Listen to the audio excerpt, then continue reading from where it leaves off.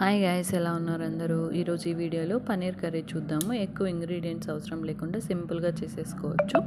First ప్యాన్లోకి oil వేసుకొని అందులోకి సాసులు, జీలకర్ర అండ్ చెక్క, లవంగాలు అండ్ పచ్చిమిర్చి చీలికలు, అల్లం వెల్లుల్లి పేస్ట్ వేసేసుకోవాలి. ఇందులోకి చెక్క, లవంగము, యాలక్కులు యాడ్ చేసుకోవాలి. ఫస్ట్ అల్లం వెల్లుల్లి పేస్ట్ కొంచెం స్మెల్ పోయే వరకు వేగించి తర్వాత చిన్నగా కట్ చేసుకున్న ఆనియన్స్ యాడ్ చేయండి.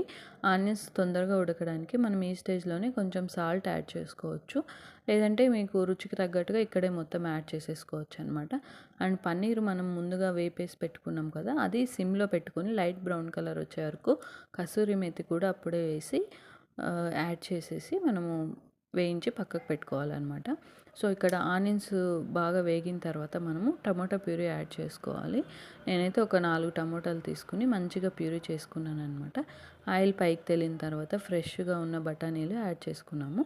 బఠానీలు ఫ్రెష్గా ఉంటే ఏమవుతుందంటే తొందరగా ఉడికిపోతాయి అనమాట. అండ్ కొంచెం కారం, పసుపు, మసాలా పొడి మాత్రం వేసుకుంటే చాలు. ఇవన్నీ నేను ఇంటి నుంచినే తెచ్చుకుంటాను కాబట్టి కర్రీస్ టేస్ట్ చాలా బాగా వస్తాయండి. అండ్ ఇక్కడ బాగా తెల్లిన తర్వాత మనం ముందుగా వేపి పెట్టుకున్నాం కదా పన్నీరు, ఆ పన్నీర్ని యాడ్ చేసేసి కొంచెం ఉడికితే చాలండి. ఎక్కువసేపు ఉడికితే పన్నీరు కొంచెం గట్టిగా అయిపోతుంది తొందరగా. 5 మినిట్స్ 10 మినిట్స్ తర్వాత మనం చూసామంటే పన్నీర్ మొత్తం గట్టిగా అయిపోతుంది. సో ఆల్రెడీ వేగింటుంది కాబట్టి కొంచెం సేపు వేగితే చాలు. అంతే అండి, సింపుల్ కర్రీ రెడీ అయిపోతుంది. Thank you for watching.